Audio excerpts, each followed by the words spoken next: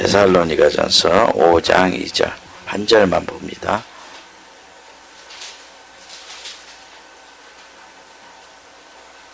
누가복음 보겠습니다. 누가복음 21장 27절 누가복음 21장 27절 같이 함께 큰 소리로 합독합니다. 그때 사람들이 인자가 구름을 타고 능력과 큰 영광으로 오는 것을 보리다. 아멘. 자, 오늘은 예수님의 재림에 대한 참 지식이라는 제목으로 말씀을 증거합니다. 자, 전 세계적으로 예수님을 믿는 기독교인들이 셀 수 없을 정도로 많습니다. 하지만 이 중에서 성경에 대한 바른 지식을 가지고 하나님의 뜻대로 하나님을 섬기는 자는 그리 많지 않습니다. 자, 성경은 하나님의 뜻대로 행하는 자라야 천국에 들어간다고 그랬죠. 그래서 하나님의 뜻을 알고 하나님의 뜻에 맞게 이렇게 하나님을 섬겨야 되는데 하나님의 뜻과 상관없이 열심을 내고 하나님을 섬겨도 구원을 받을 수가 없는 것이에요.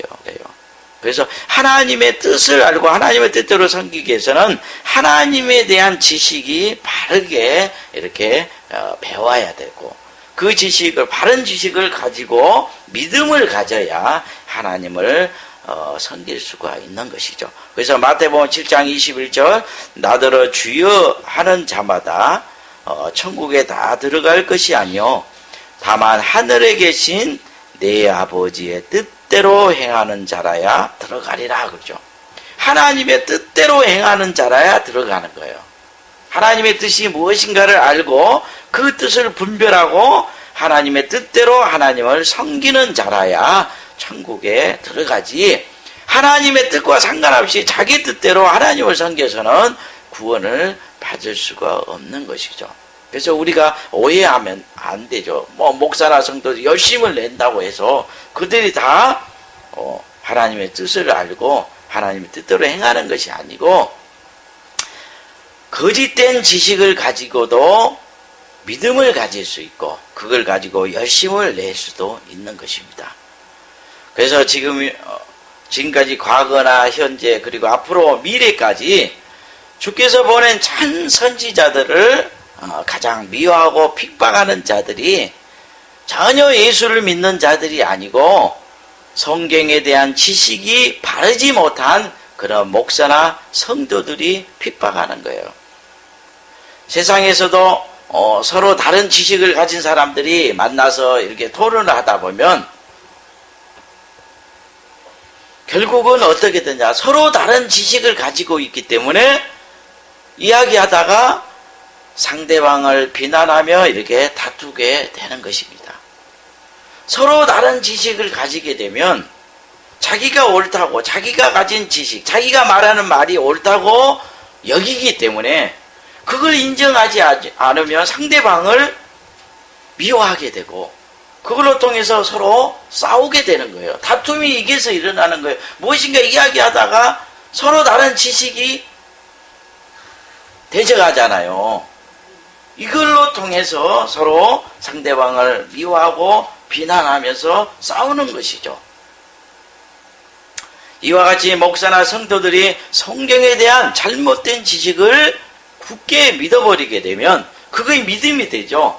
그것이 믿음이 되기 때문에 주께서 보낸 선지자들이 성경을 바르게 이렇게 가르치게 되면 자기가 알고 있는 성경의 지식과 다르기 때문에 자기가 알고 있는 그 지식으로 참 선지자들을 대적하며 싸우는 것이에요.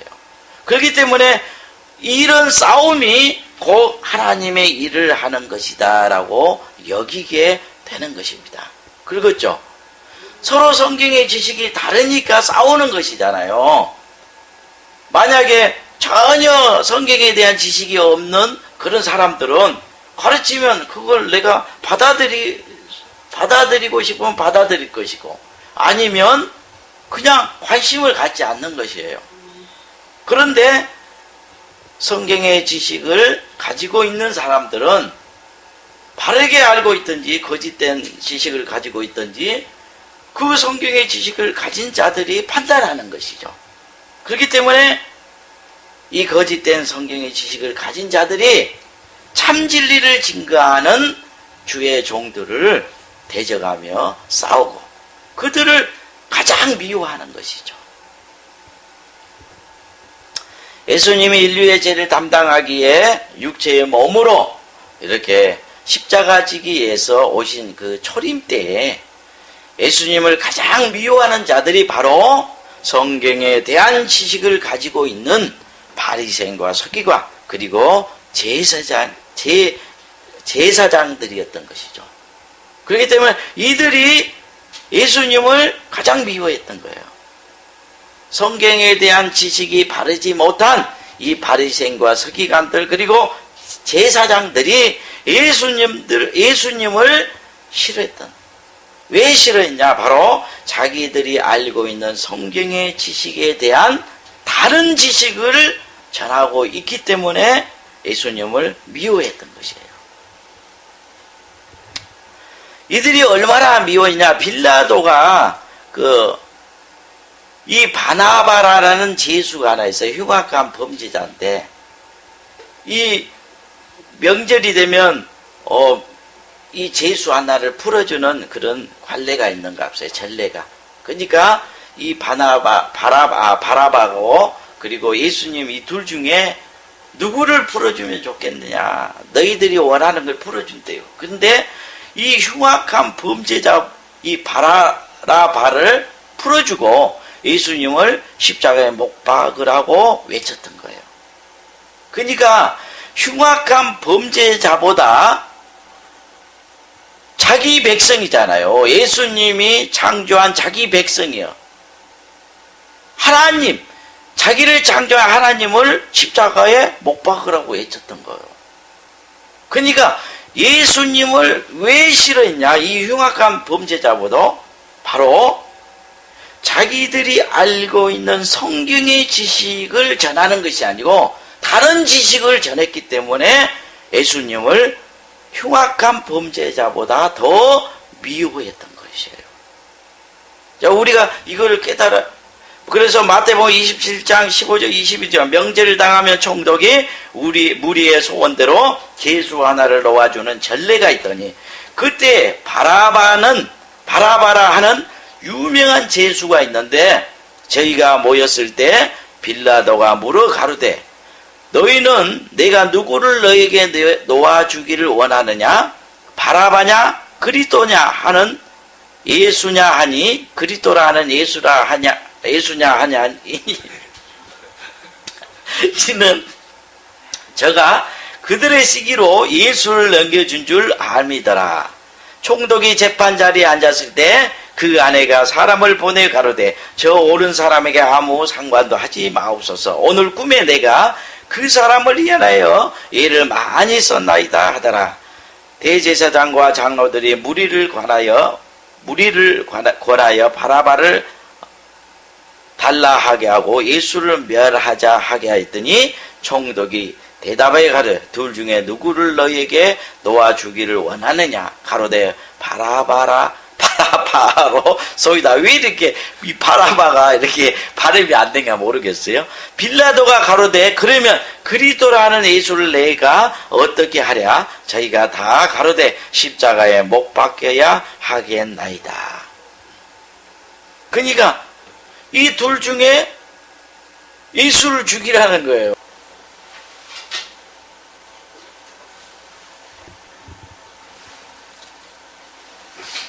데살로니가전서 5장 2절 한 절만 봅니다.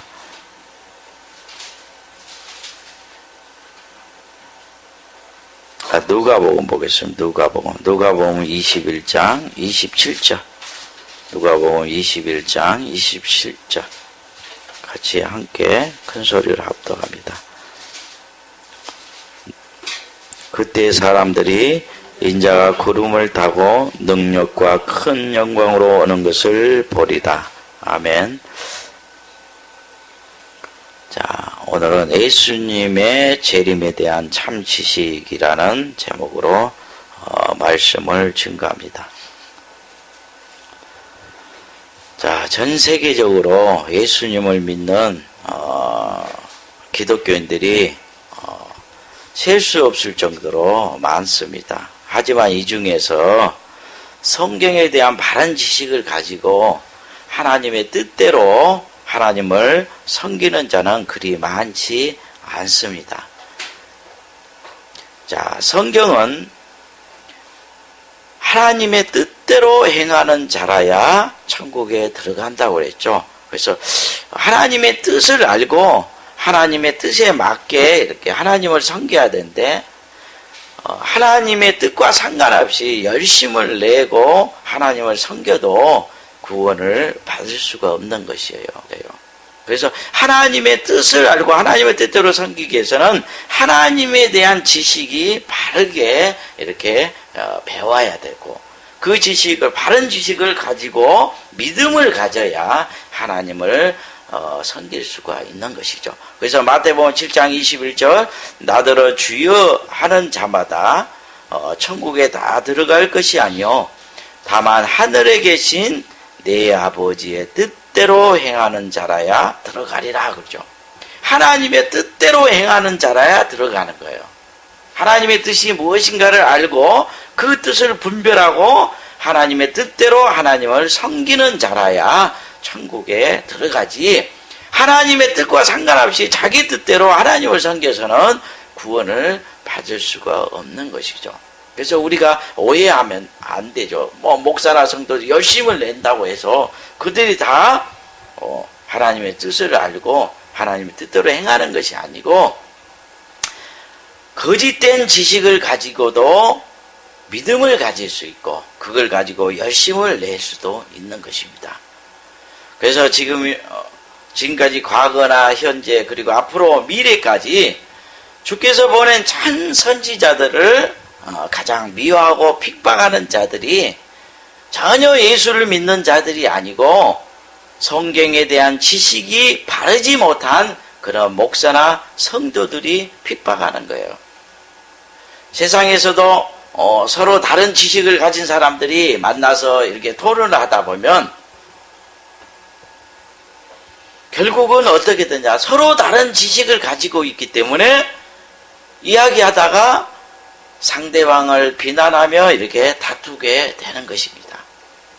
서로 다른 지식을 가지게 되면 자기가 옳다고, 자기가 가진 지식, 자기가 말하는 말이 옳다고 여기기 때문에 그걸 인정하지 않으면 상대방을 미워하게 되고 그걸로 통해서 서로 싸우게 되는 거예요. 다툼이 이게서 일어나는 거예요. 무엇인가 이야기하다가 서로 다른 지식이 대적하잖아요. 이걸로 통해서 서로 상대방을 미워하고 비난하면서 싸우는 것이죠. 이와 같이 목사나 성도들이 성경에 대한 잘못된 지식을 굳게 믿어버리게 되면 그것이 믿음이 되죠. 그것이 믿음이 되기 때문에 주께서 보낸 선지자들이 성경을 바른게 이렇게 가르치게 되면 자기가 알고 있는 성경의 지식과 다르기 때문에 자기가 알고 있는 그 지식으로 참 선지자들을 대적하며 싸우는 것이에요. 그렇기 때문에 이런 싸움이 곧 하나님의 일을 하는 것이다 라고 여기게 되는 것입니다. 그렇죠? 서로 성경의 지식이 다르니까 싸우는 것이잖아요. 만약에 전혀 성경에 대한 지식이 없는 그런 사람들은 가르치면 그걸 내가 받아들이고 싶으면 받아들일 것이고 아니면 그냥 관심을 갖지 않는 것이에요. 그런데 성경의 지식을 가지고 있는 사람들은 바르게 알고 있든지 거짓된 지식을 가지고 있든지 그 성경의 지식을 가진 자들이 판단하는 것이죠. 그렇기 때문에 이 거짓된 성경의 지식을 가진 자들이 참 진리를 증거하는 주의 종들을 대적하며 싸우고 그들을 가장 미워하는 것이죠. 예수님이 인류의 죄를 담당하기에 육체의 몸으로 이렇게 십자가 지기에서 오신 그 초림 때에 예수님을 가장 미워하는 자들이 바로 성경에 대한 지식을 가지고 있는 바리새인과 서기관 그리고 제사장들이었던 것이죠. 그렇기 때문에 이들이 예수님을 가장 미워했던 거예요. 성경에 대한 지식이 바르지 못한 이 바리새인과 서기관들 그리고 제사장들이 예수님을 싫어했던. 왜 싫어했냐? 바로 자기들이 알고 있는 성경의 지식에 대한 다른 지식을 전하고 있기 때문에 예수님을 미워했던 것이에요. 이들이 얼마나 미워했냐? 빌라도가 이 바나바라는 죄수가 하나 있어요. 흉악한 범죄자인데 이 명절이 되면 이 죄수 하나를 풀어주는 그런 관례가 있는갑서요. 전례가. 그러니까 이 바라바고 그리고 예수님 이 둘 중에 누구를 풀어주면 좋겠느냐. 너희들이 원하는 걸 풀어준대요. 근데 이 흉악한 범죄자 이 바라바를 풀어주고 예수님을 십자가에 못 박으라고 외쳤던 거예요. 그러니까 흉악한 범죄자보다 자기 백성이잖아요. 예수님이 창조한 자기 백성이요. 하나님, 자기를 창조한 하나님을 십자가에 못 박으라고 외쳤던 거예요. 그러니까 예수님을 왜 싫어했냐? 이 흉악한 범죄자보다 바로 자기들이 알고 있는 성경의 지식을 전하는 것이 아니고 다른 지식을 전했기 때문에 예수님을 흉악한 범죄자보다 더 미워했던 것이에요. 자, 우리가 이걸 깨달아. 그래서 마태복음 27장 15절 22절 명절을 당하면 총독이 무리의 소원대로 죄수 하나를 놓아주는 전례가 있더니 그때 바라바라 하는 유명한 죄수가 있는데 저희가 모였을 때 빌라도가 물어 가로되 너희는 내가 누구를 너에게 놓아주기를 원하느냐? 바라바냐? 그리스도냐? 하는 예수냐 하니 그리스도라 하는 예수냐 하냐 이는 저가 그들의 시기로 예수를 넘겨준 줄 압니다라. 총독이 재판 자리에 앉았을 때 그 아내가 사람을 보내 가로되 저 옳은 사람에게 아무 상관도 하지 마옵소서. 오늘 꿈에 내가 그 사람을 위하여 일을 많이 썼나이다 하더라. 대제사장과 장로들이 무리를 권하여 바라바를 달라하게 하고 예수를 멸하자 하게 하였더니 총독이 대답하여 가로되 둘 중에 누구를 너희에게 놓아주기를 원하느냐? 가로되 바라바로 소이다. 왜 이렇게 이 바라바가 이렇게 발음이 안 되냐 모르겠어요. 빌라도가 가로되 그러면 그리스도라는 예수를 내가 어떻게 하랴? 저희가 다 가로되 십자가에 못 박혀야 하겠나이다. 그러니까 이 둘 중에 예수를 죽이라는 거예요. 자기 백성인 이스라엘 백성, 하나님을 섬기는 이스라엘 백성들이 예수를 죽이라는 거예요. 흉악한 범죄자를 놓아주라는 거예요. 그러니까 흉악한 이 범죄자보다 예수님을 더 미워했다는 것이죠. 그러니까 은혜시대 종말에 주께서 보낸 그 증인들, 두 증인들을 누가 가장 싫어하는가? 그것은 바로 이 때와 같아요. 하나님을 섬긴다고 하는 기독교인들이 성경에 대한 지식이 바르지 못하기 때문에 다른 하나님을 섬기는 자들이 바로 주께서 보낸 증인들을 미워하고 핍박하는 거예요. 가장 미워하는 자들이 이들이다. 그렇기 때문에 베드로후서 3장 16절에 또 그 모든 편지에도 이런 일에 관하여 말하되 그 중에 알기 어려운 것이 들어있으니 무식한 자들과 구세지 못한 자들이 다른 성경과 같이 그것도 억지로 풀다가 스스로 멸망에 이르냐. 이게 성경에 억지로 해석하게 되면 멸망을 받는다 그러죠. 이 성경에 대한 지식이 바르지 못하면 멸망을 받는다는 거예요. 성경이라는 것은 하나님의 지식이잖아요. 하나님을 가르치는 지식이잖아요. 그러니까 베드로후서 2장 10절 14절에 육체를 따라 더러운 정욕 가운데 행하며 주관하는 일을 멸시하는 자들에게 특별히 형별하실 것을 아시느니라. 이들은 담대하고 고집하여 떨지 않고 영광 있는 자를 해방하거니와 더욱 큰 힘과 능력을 가진 천사들이라도 주 앞에서 저희를 거스려 해방하는 송사를 하지 아니하느니라. 그러나 이 사람들은 본래 잡혀 죽기 위하여 나는 이성 없는 짐승 같아서 그 알지 못한 것을 해방하고 저희 멸망 가운데서 멸망을 당하며 불의의 갑으로 불의를 당하며 나체 연락을 기쁘게 여기는 자들이 정과 음이라. 너희와 함께 연애할 때에 저희 간상원대에 연락하며 음식만 가득한 눈을 가지고 범죄하기를 쉬지 아니하고 굴세지 못한 영혼들을 유하여 탐욕에 연단된 마음을 가진 자들이 저주의 자식이라.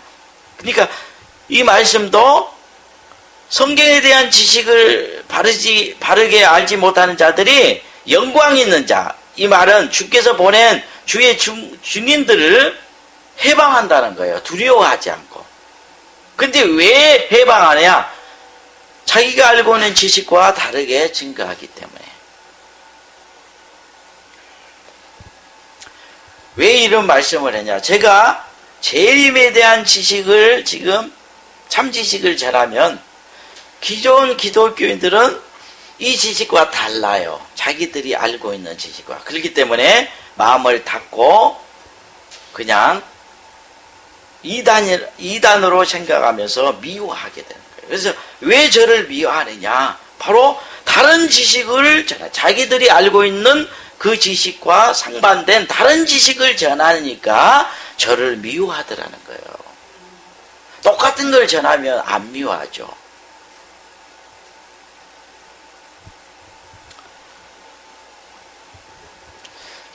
그러니까 지금 기독교인들은 공중 하늘에서 사람들의 눈으로 육적인 눈으로 볼 수 있도록 예수님이 육적인 구름을 타고 오실 것이다 라고 생각하고 있어요. 그러니까 어느 순간 하늘에서 쫙 나타날 걸 생각하고 있어요. 그런데 다른 지식을 전하자요. 그러니까 미워하더라는 거예요. 그걸 굳게 믿고 있기 때문에. 믿지 않는 사람은 아니죠. 제가 전하는 말씀을 받아들인지 아니면 관심이 없으면 그냥 관심도 안 가져요. 근데 굳게 믿고 있는 자들이 미워하는 거예요. 다른 지식은. 자, 예수님은 천국에 대한 비밀을 전할 때 항상 비유로 말씀하시고 그 비유 속에 감춰진 그 뜻을 제자들에게는 해석하여 가르쳐주고 구원받지 못한 자들은 그 비유 그대로 알게 하신다고 성경에 분명히 기록되어 있어요. 그러니까 천국에 대한 비밀을 가르쳤는데 그걸 비유 그대로 믿고 있는 사람들은 멸망에 이르는 거예요. 그러니까 재림도 마찬가지 천국의 비밀이잖아요. 예수님이 어떻게 재림할 것인가 이야기했는데 그걸 비유로 이야기했다는 거예요. 그런데 비유 그대로 문자 그대로 알고 믿는 사람들은 멸망에 이르지고 그 문자 속에 감춰진 하나님의 뜻을 아는 자, 하나님의 뜻을 하나님이 어떤 의도로 말씀했는가를 아는 자들은 구원을 받게 되는 거죠. 그래서 누가복음 10장 22절 그때 예수께서 성령으로 기뻐하사 가라사대 천지의 주이신 아버지여 이것을 지혜롭고 슬기는 자들에게는 숨기시고 어린아이들에게는 나타내심을 감사하나이다. 옳소이다. 이렇게 된 것이 아버지의 뜻이니라. 누가복음 8장 10절에 가라사대 하나님의 나라의 비밀을 아는 것이 너희에게는 허락되었으나 다른 사람에게는 비유로 하나니. 다른 사람은 뭡니까? 구원받지 못한 사람들이죠. 다른 사람에게는 비유로 하나니. 이는 저희도 보아도 보지 못하고 들어도 깨닫지 못하게 하려 함이라. 그러니까 천국의 비밀을 비유 그대로 믿고 있는 자들은 다른 사람이게 되는 거고, 그 비유로 말씀했지만 그 비유 속에 감춰진 그 의미를 해석에 가르쳐서 깨닫는 자, 성령의 가르침을 받아서 깨닫는 자는 뭐냐? 바로 너희가 되는 거예요. 제자들이 되는 거죠.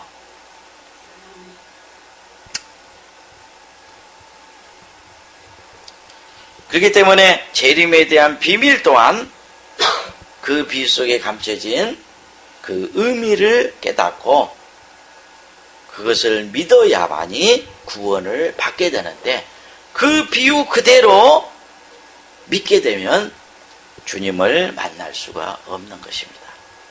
자, 그러면 한번 성경을 통해 재림에 대한 비밀들을 한번 알아보는 시간을 갖겠습니다. 예수님은 밤중에 재림하신다고 말씀하셨죠.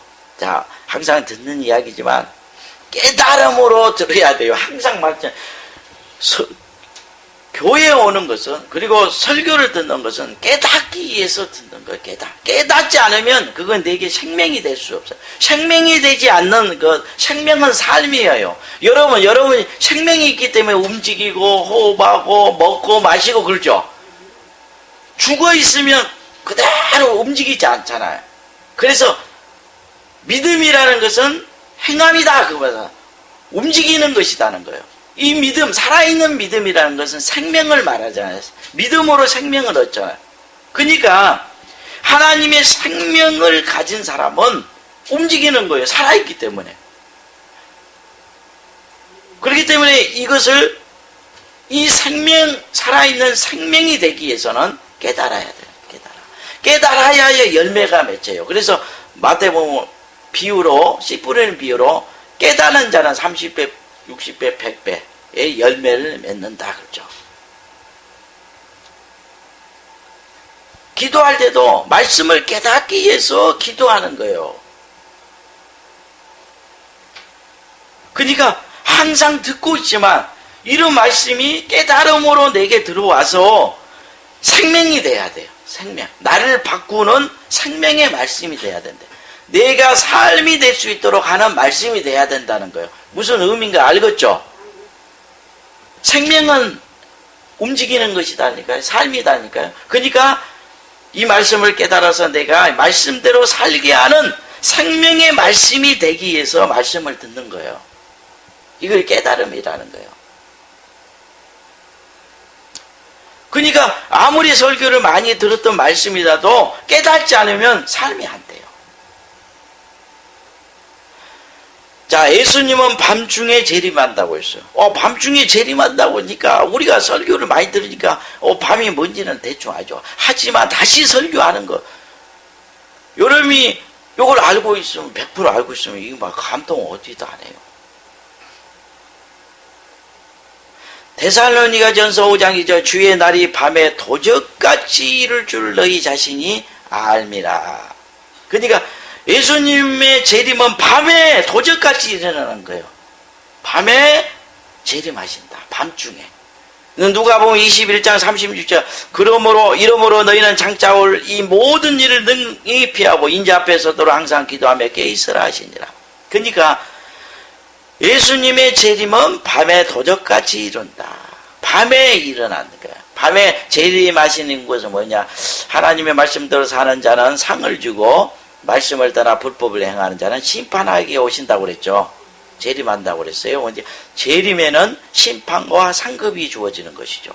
그러니까 이 재림은 밤에 이루어져요. 그리고 예수님은 어느 때 어떻게 오신다고 했죠?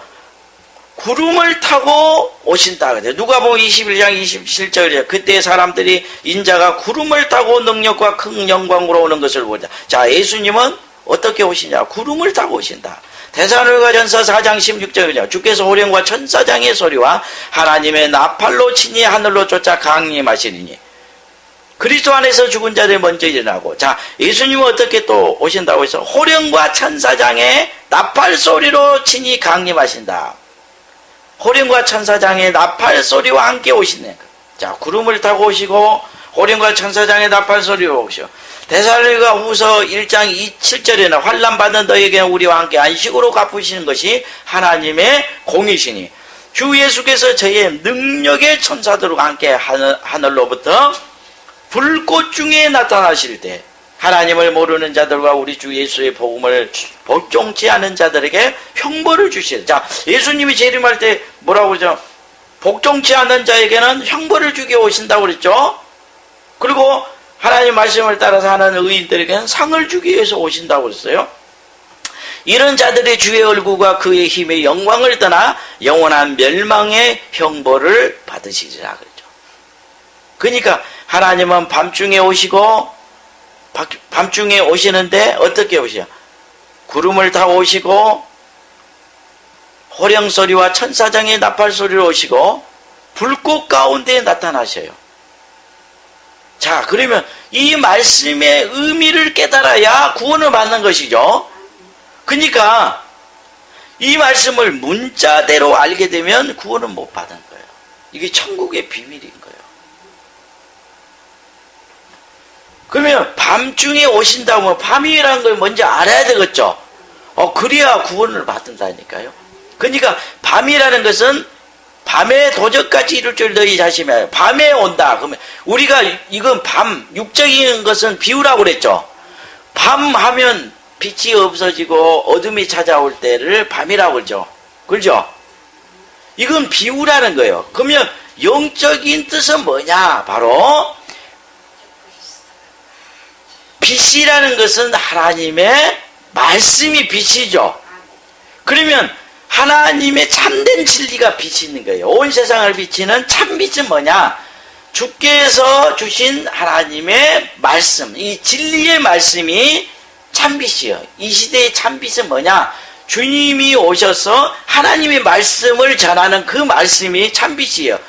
모세의 율법이 아니에요. 이해 가시죠? 예수님 입에서 나오는 그 진리의 말씀이 참빛인 거예요. 이 시대의 참빛은. 그러니까 그 말씀이 참빛인데 그 빛이 사라지면 밤이 되겠죠. 이 빛이 사라졌다는 것은 참진리가 이 시대에 사라졌다는 것이에요. 그러면 왜 참진리가 사라졌냐? 바로 전세적으로 많은 적그리스도와 거짓 선지자가 나타나서 성도를 미혹하기 때문에 성도들이 이 적그리스도와 거짓 선지자가 증가하는 그 비진리를 영접하고 불의와 불법을 행하며 살기 때문에 이 시대를 빛이 사라지고 어둠이 온 세상을 덮는 흑암의 시대, 밤중이라 말하는 거예요. 그러니까 이 시대가 영적으로 보면 캄캄한 흑암의 시대, 밤이 다 지나고 이제 또 다른 시대가 오게 되는 깊은 밤중인 것이죠. 그러면 이 깊은 밤중, 이 깊은 밤중에 예수님이 심판하기에 재림하시는 거예요.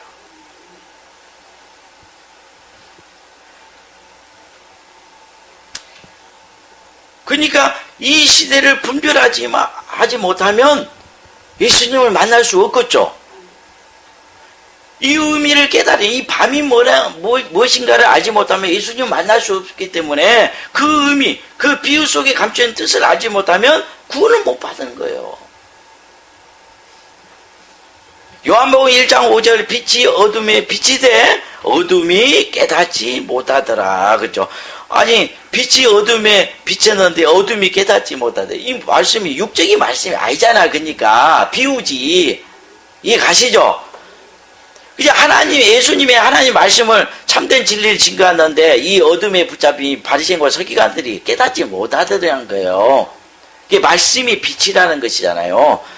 요한복음 1장 9절 13절 참비고 세상에 와서 각 사람의 비치는 빛이 있었네. 그가 세상에 계셨으면 세상은 그로 말미암아 진바되었으되 세상이 그를 알지 못하고 자기 땅에 오매 자기 백성이 영접지 아니하였으라.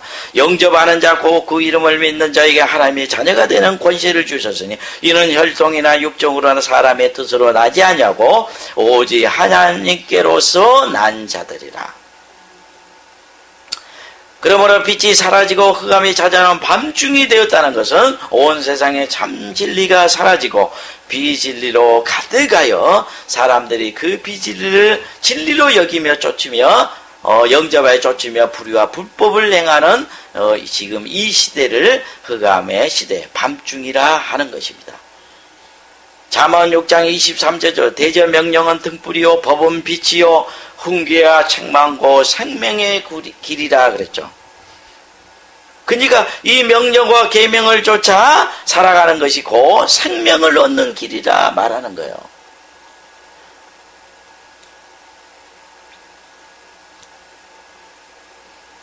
그래서 예수님이 이런 밤중에 재림하셔서 적그리스도와 거짓 선자를 영접에 따르며 사단을 하나님으로 여기며 영적 음행과 우상 숭배하는 이런 교회와 성도들을 심판하는 것입니다. 그렇기 때문에 영적으로 음행하고 우상 숭배하며 육체의 정욕을 쫓아서 하나님의 법을 떠나 사는 모든 교회와 성도들을 심판하는 거예요. 그렇기 때문에 이 시대가 곧 주님이 재림하는 때라는 것을 우리가 깨달아야 주님을 만날 수 있을 거 아닙니까? 그렇죠? 지금은 밤중인데 그 밤도 막 6시, 7시 되는 그런 밤이 아니고 이제 새날이 또 다른 날이 가까이 오는 그런 기쁜 밤중이라는 거예요. 그러니까 예수님이 그만큼 재림할 그 시간이 가까운 것이죠. 그렇죠?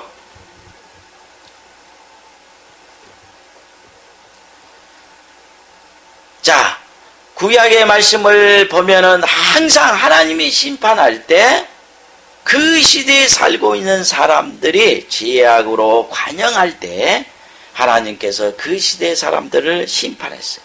그리고 그 세대의 사람, 그 세대에 사는 그 세대 사람, 가장 악한 그런 세대에 살고 있는 그 사람 중에서 하나님의 말씀을 쫓아 사는 의인들에게는 하나님의 심판이 있을 것을 가르쳐 주셨어요. 그리고 불의와 불법을 행하는 그런 사람들은 하나님의 심판이 있다는 사실을 전혀 알지 못하는 채 도적같이 맞이하게 되는 거예요. 그 심판을. 우리가 성경을 보면 노아 때도요. 봐보세요. 그 당시의 의인이라 그러죠. 노아를. 그리고 노아에게는 하나님이 심판할 것을 말씀했어요. 그리고 하나님이 왜 심판하는 것을 가르쳐 줬잖아. 이 세대의 사람들의 죄악이 관영했기 때문에, 아주 충만했기 때문에 하나님이 창조한 모든 것을 다 쓸어버릴 것이다. 하지만 너에게는 그 살 길을 가르쳐 줬잖아요. 노아에게는.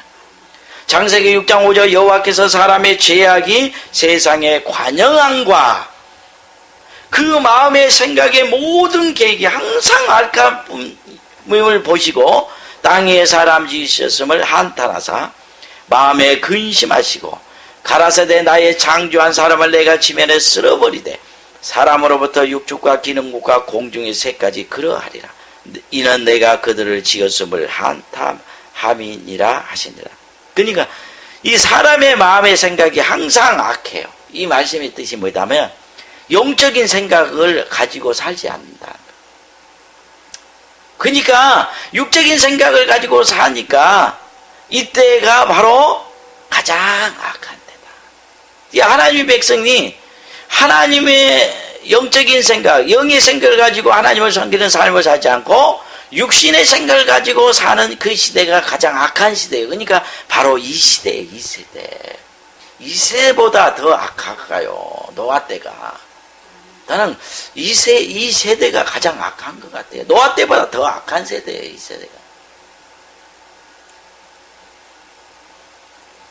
창세기 18장 20절이죠. 여호와께 또 가라사대 소돔과 고모라에 대한 부르짐이 크고 그 죄악이 심히 중하니. 하나님이 소돔과 고모라를 왜 심판하느냐? 그들의 죄악이 심히 중하다는 거. 요나서 1장 2절에도 너는 일어나 저 큰 성읍 니느웨로 가서 그것을 쳐서 외치라. 그 악독이 내 앞에 상달하였음이라 하시니라. 그러니까 죄악이 이렇게 중하니까 하나님이 심판하는 거예요. 그런데 하나님이 심판할 때 항상 그 세대에 살고 있는 사람 가운데 의인들에게는 그 심판을 알게 하시고 죄를 범한 그 불법을 행하는 자들에게는 심판이 도적같이 임하게 된다는 거예요. 심판이 올 것을 알지 못하고 다 당해버리잖아요. 그 시대 사람들. 그렇죠? 안 믿었으니까.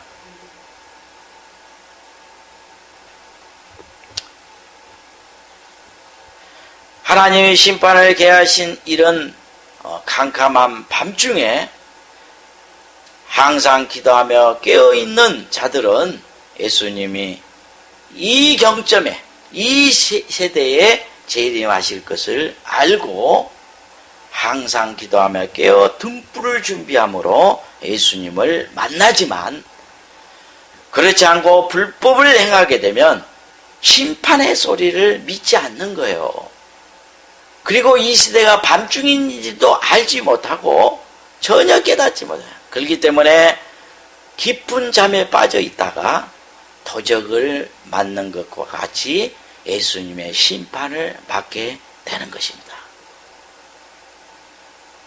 그래서 도적까지 오신다는 의미는 육적으로 사람이 깊은 잠에 빠져 있으면 도적이 들어와서, 그 집에 도적이 들어와서 값나간 물건을 다 도적질해 가도 그 사실을 전혀 알지 못한 채 깊은 잠에 빠져 자는 거예요. 그렇죠? 여러분, 도적이 깊은 잠에 빠져 있을 때 들어오잖아요. 그래서 값나가는 물건을 다 가지고 간대. 주인은 알아요? 자고 있으니까 모르잖아요. 자고 있으니까. 예수님은 바로 밤중에 도적같이 오실 것이다 라는 말씀의 의미인 거예요. 이 밤중에는 타락할 때다고 그랬죠. 세상의 제약이 관영할 때, 기독교인들이 하나님의 말씀을 떠나 육체의 정욕을 따라 쫓아 살 때, 이게 밤중인 거예요. 이 밤중에 예수님이 재림하신데, 이 밤이 되니까 불법을 행하니까 영적으로 깊은 잠을 잘 거 아닙니까? 그러니까 예수님이 재림한 것을 알지 못하고 심판을 받아 버리게 되는 거예요. 심판을 받아 버려요. 이 시대 사람들을 심판하고 있어요. 예수님이 재림하셔서 자기와 이 세대 사람들을 심판할 때 그걸 전혀 깨닫지 못하고 당해버리는 거예요. 이게 바로 도적같이 오시는 예수님을 만나는 것이죠.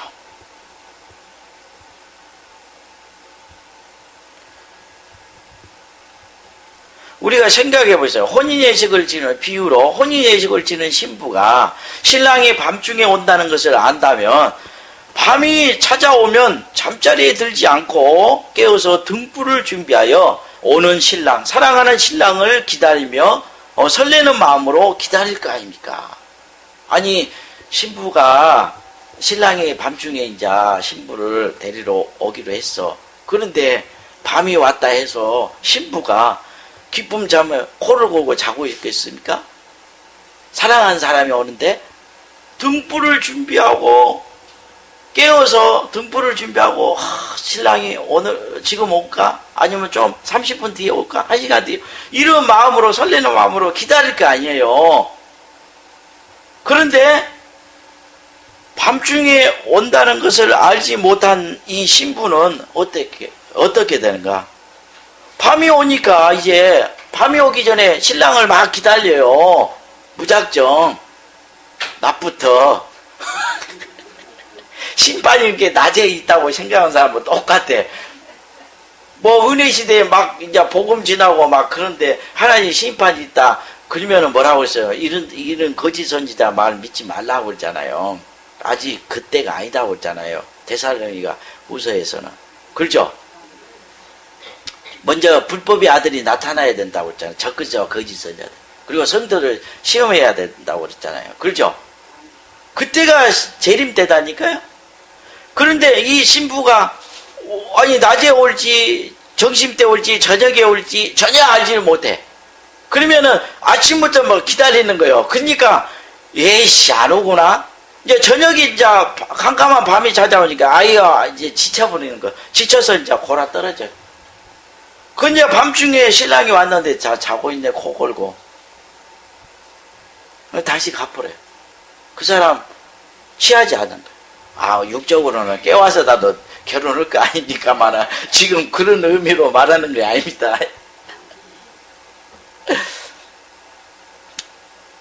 그래서 신부가 신랑을 만나기 위해서는 신랑이 낮에 오는지 점심때 오는지 밤중에 오는지 그 경점을 알아야 그 경점에 가서 준비하며 신랑을 기다리는 것입니다.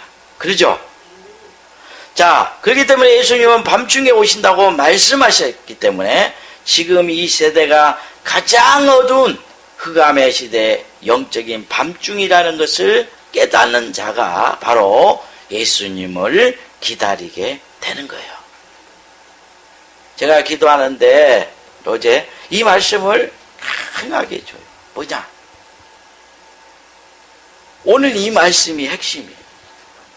예수님은 밤중에 오신대. 누구에게 찾아오시냐? 누가 예수님을 만날 수 있냐? 바로 예수님이 지금 밤중에 오신다는 것을 알고 항상 기도하며 깨어 등불을 준비하고 예수님을 만나기에 하루하루 설레는 마음으로 기다리는 자에게 찾아온다고 감동했어요. 정확한 시간, 정확한 날짜는 아무도 모르는 거예요. 밤중에 와. 어느 경점에 올 건 알아. 그러니까 성경에 뭐라고 해요? 너희가 밤중에 올 것을 너희가 아는 바라. 그죠? 그건 아는 거예요. 그런데 정확한 날짜와 그 시간은 알지 못한다고 그랬죠. 그러니까 이와 같은 거예요. 지금 곧 오시는데 내일 올지 모레 올지는 몰라.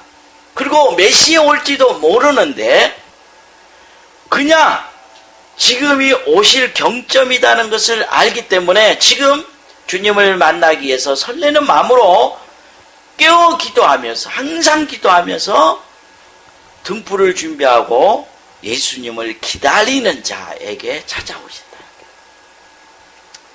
마태복음 25장 13절 그들이 깨어 있으라 너희는 그 날과 그 시를 알지 못하느니라. 그러니까 지금 이 말씀으로 설레야 되는 거예요. 내가 지금 육체의 정욕을 쫓아 사는 삶을 버리고 하나님의 말씀을 지키기 위해서 항상 기도하며 깨어 날마다 시간 말씀을 기도하면서 하나님을 기다릴 때 재림하신 그 주님을 기다리는 자에게 어느 순간 싹 순간적으로 찾아오시는 거예요. 근데 그 날과 그 시간은 몰라요. 그런데 순식간에 찾아온다는 거예요.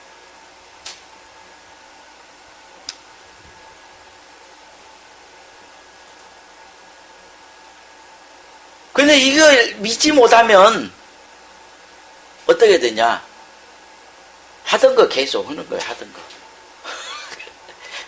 하던 거 계속해. 하던 거 계속 하는 거예요. 왜?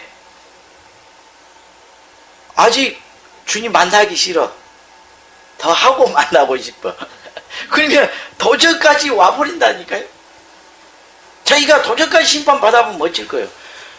지금 하던 걸 멈추고 내일 올지도 몰라요.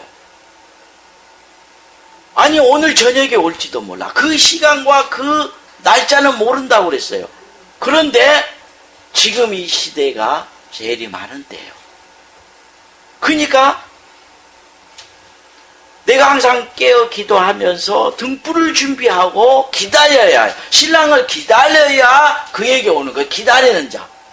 기다리는 자는 죄를 범하지 않을 거 아닙니까? 죄를 범하는 순간 기다리고 싶은 마음이 안 생긴다니까요? 심판받으니까. 죄를 멈춰야 예수님을 기다리는 마음이 생기는 거예요. 내가 죄를 범하고 있는 순간은, 육신의 낙을 누리는 순간은 절대로 예수님을 만나고 싶지 않아요. 심판받으니까. 그러니까 그 사모하는 마음을 갖지를 않는 거예요.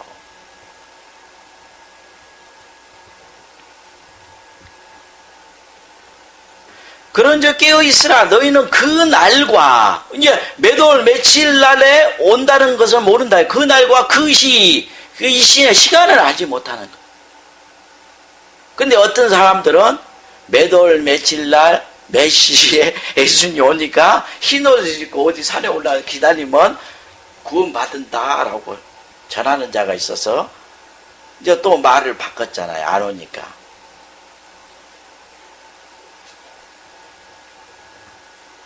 그래서 이 세대의 가장 악한 종들이 누구냐? 주인이 더디 오리라 생각하며 주인이 보낸 그 참종들을 미워하며 핍박하는 자, 그리고 이 사단의 영과 음행하며 먹고 마시는 자.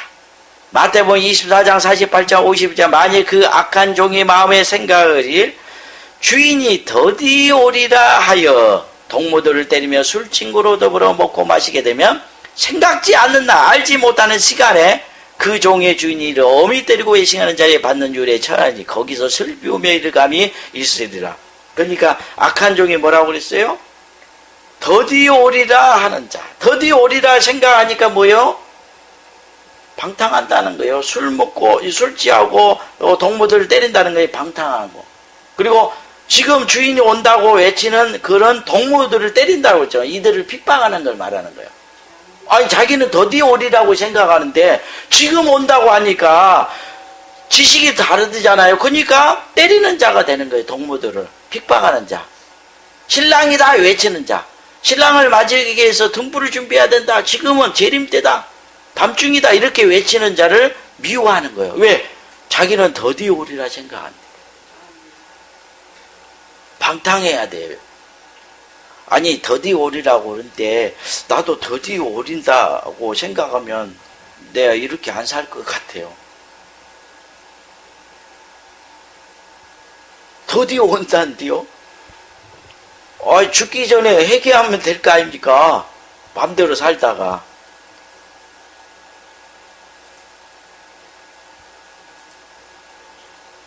그래서 지금은 육신을 쫓는 일을 금하고 첫째는 적그리스도와 거짓선의 비치리를 금해야 돼요. 그리고 육신을 쫓는 일 또한 금해야 됩니다. 그리고 항상 기도하며 재림하신 예수님을 설레는 마음으로 기다리는 자에게 어느 날, 어느 시간에, 순식간에 찾아오시는 것이에요. 여러분 생각해보세요. 예수님인데 재림하신 예수님을 만나버렸다. 얼마나 좋겠습니까? 그 순간이. 그런데 다 들림받아 나 혼자 버림받았다고 생각해보세요. 이제 그 사람은 참 진짜 얼마나 통곡하며 살겠습니까? 마음에. 이제 지옥에 떨어질 걸 생각하면 얼마나 괴롭겠어요. 자, 그러면 예수님은 밤중에 어디로 재림하시는 거예요? 예수님은 구름을 타고 오신다고 그러고 불꽃 중에 나타나신다고 그러고 천사장의 나팔 소리와 호령 소리와 함께 나타나신다고 했어요. 그러면 구름과 불꽃은 무엇이며 천사장의 나팔 소리는 무엇인지 알아야 돼요. 성경에서 구름과 불꽃은 주께서 보낸 증인들이 전하는 하나님의 말씀을 구름이나 불꽃으로 비유하는 것이에요. 우리가 이 비유 속에 감춰있는 그 의미를 알지 못하면 주님을 만날 수가 없어요. 그냥 비유 그대로 알면 어떻게 되겠습니까? 못 만나요. 유다서의 말씀에 거짓 선자들은 물 없는 구름 또는 애찬의 암초, 거품을 부는 바다의 거친 물결, 죽어 뿌리까지 뽑힌 열매 없는 가을나무, 영원히 예비된 캄캄한 흑암에 돌아갈 유리하는 별로 비유합니다. 이렇게 여러 가지로 거짓 선지자를 비유해요. 유다서 1장 11절 13절 화 있을 진저 이 사람들이 가인의 길에 행하였으며 싹을 위하여 발람의 어그러진 길로 몰려갔으며 고라의 배역을 쫓아 멸망을 받았도다. 저희는 기탄 없이 너희와 함께 먹으니 너희 애찬의 암초요 자기 몸만 기르는 목자요. 자, 막 이렇게 비유하잖아요. 여러 가지로 바람에 불려가는 물 없는 구름이요. 구름이 여기다니까 요걸 말하는 것이다니까요. 또 죽어 뿌리까지 뽑힌 열매 없는 가을나무요. 자기의 술째. 그러니까 그 거짓 선자를 열매 맺지 못하고 죽어버린 나무로 비유하잖아요. 가을나무요. 수치의 거품을 뿜는 바다의 거친 물결이요. 그러니까 거친 바다의 물결이 막 땅을 덮고 막 이 바다의 흉한 소리로 막 영원히 고통을 받는다. 이런 말씀들은 이 거짓 선지자의 그 외치는 소리를 말하는 거예요. 이건 비추냐 거품을 뿜는 바다의 거친 물결이라고 그랬잖아요. 여기서 다 설명이 나와 있잖아요. 비유에 대해서. 영원히 예비된 캄캄한 흑암에 돌아갈 유리하는 별들, 떨어진 별들로, 떠도는 별들로 주의 종들을 비유하잖아요. 그렇죠? 그러니까 거짓 선지자들이 증거하는 그 증거의 말들, 거짓 증거들이 곧 물 없는 구름, 성령을 내리지 못하잖아요. 그 증거를 들어도. 그렇죠? 그러니까 구름에 물이 있어야 비가 내리는 거잖아요. 그러니까 예수님이 구름을 타고 오신다 그 말은 이 물이 있는 구름이죠. 물 없는 구름이 아니고. 그렇죠? 그러면 거짓 선지자 반대죠. 참 선지자의 증거는 성령이 임하잖아요. 그렇죠? 비가 내린다는 거예요. 그 증거를 타고 강림하신다는 거예요. 그 구름을 타고 다니시는 거예요. 다시 말해서 예수님은, 심판하신 재림의 예수님은 주께서 보낸, 은혜시대 종말에 주께서 보낸 증인들을 타고 그 증거의 말씀과 함께 임하시는 거예요. 그러니까 예수님은 땅에 불을 던지러 오셨다고 했죠. 이는 하나님의 심판의 말씀을 전하러 오셨다는 거예요. 예수님이. 누가복음 12장 49절, 내가 불을 땅에 던지러 왔나니 이 불이 이미 붙었으면 내가 무엇을 하리요. 그죠? 예수님 땅에 불을 던지러 오죠. 불장난으로 왔겠습니까? 육적으로? 이 말씀은 바로 하나님의 심판의 말씀을 증거하기 위해서 오셨다는 거예요. 그래서 그 예수님의 그 증거의 말씀, 이 말씀이 곧 구름이요 불꽃인 거예요. 불.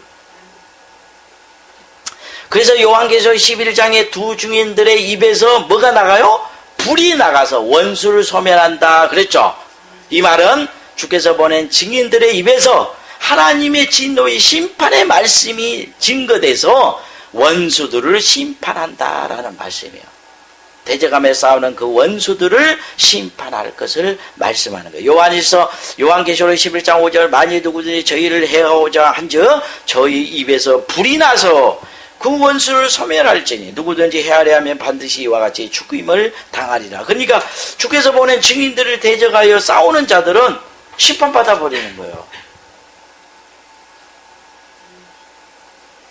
그 인간이면 참 미워하면 안 돼요. 미워하는 순간 여기서 뭐냐, 불이 나서 그 심판의 말씀과 같이 그가 심판받아 영원히 영적 생명이 사라져 버리게 됩니다. 오바사 1장 18절, 야곱 족속은 불이 될 것이요 요셉 족속은 불꽃이 될 것이며, 야곱과 요셉은 영적인 성도잖아요. 에서 족속은 육신에 속한 자잖아요. 에서 족속은 초기가 될 것이라. 그들이 그의 이에 불어서 그를 살릴 것인지 에서 족속에 남은 자가 없으니 이는 여호와께서 말씀. 그러니까 육적인 교회에서는, 이 족속에서는 남은 영혼이 하나도 없대요. 다 심판받아 버린대요. 남은 자가 없대요. 에서 족속에는.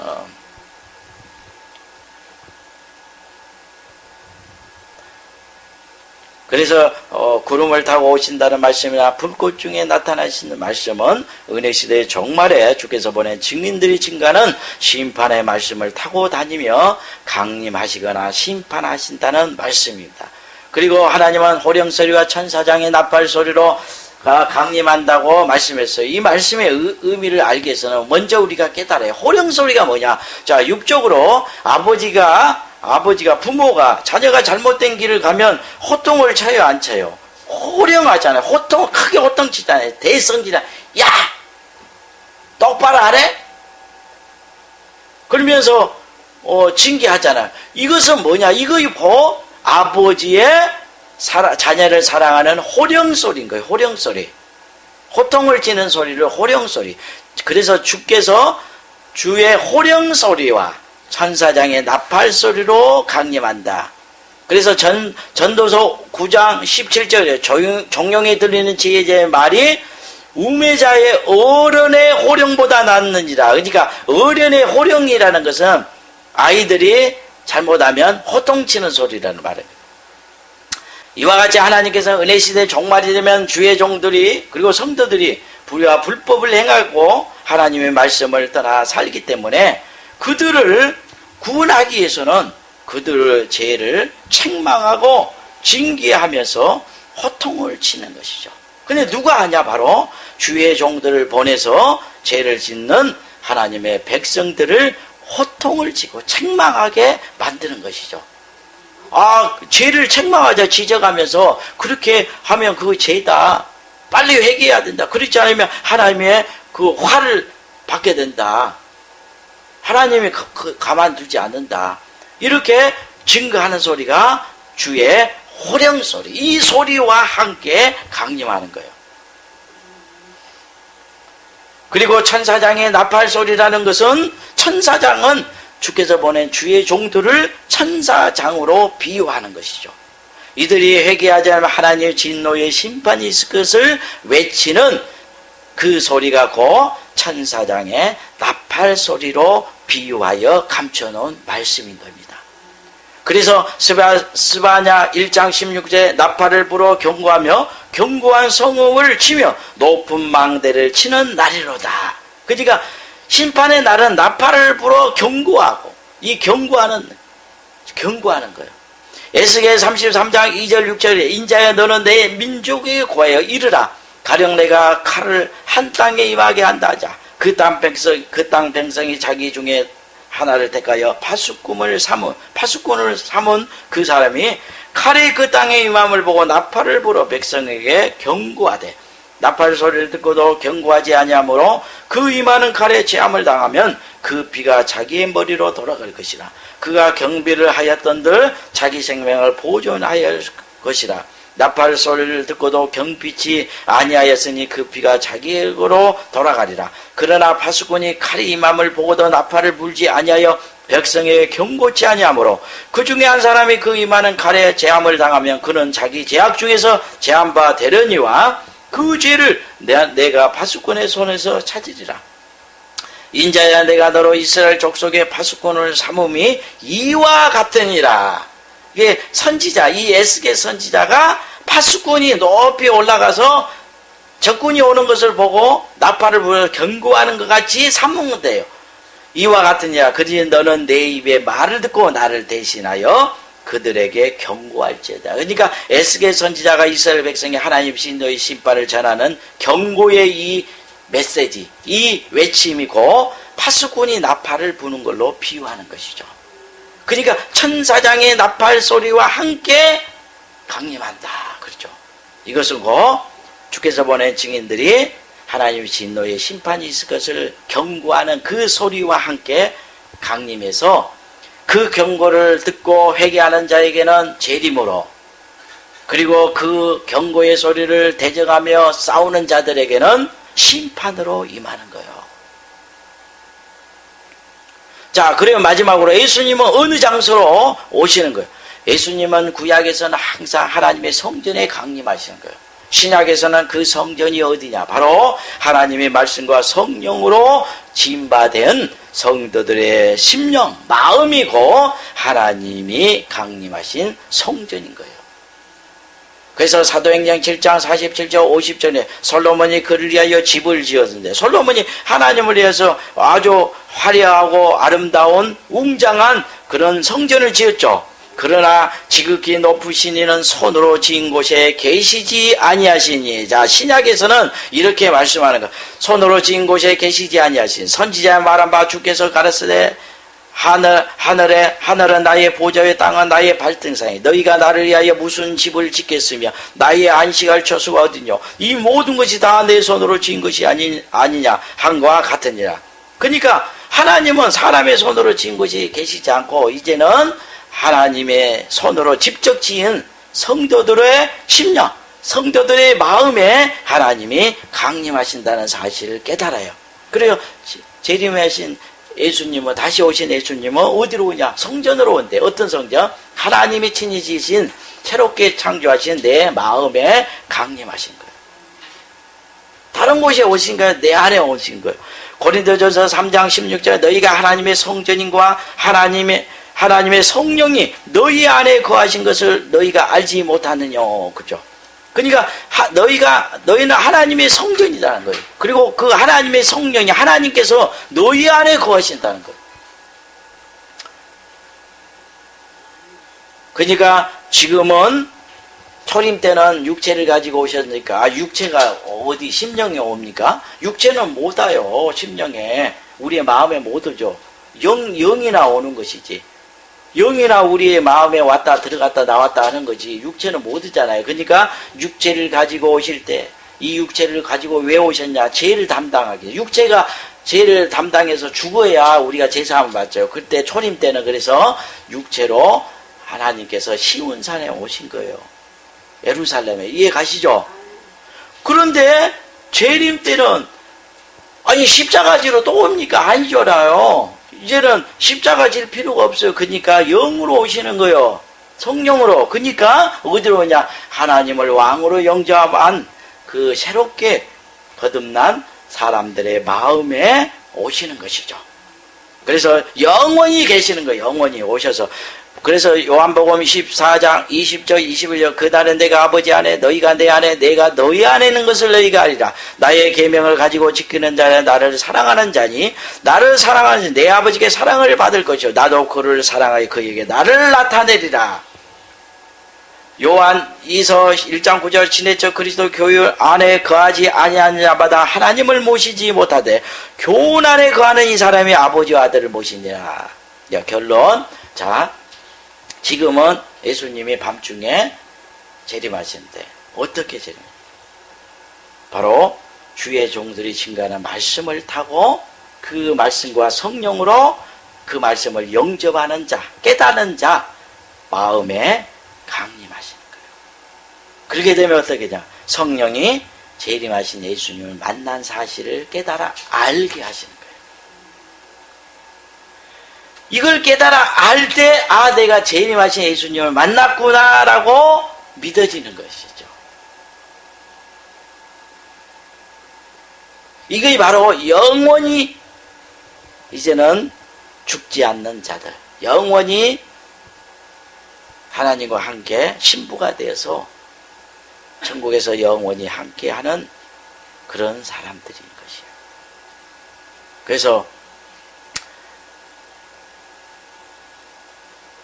하나님의 말씀을 순종하는 자, 등불을 준비하는 기다리는 자에게 찾아오신 거예요. 어디로? 마음에.